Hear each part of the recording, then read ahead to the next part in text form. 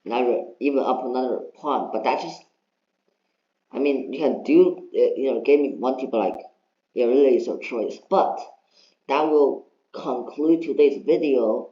Hopefully you now understand what a windmill is, and after looking at different positions, you can understand like how to start a windmill. Because like at the beginning, just pretty simple. This, make the defender go away.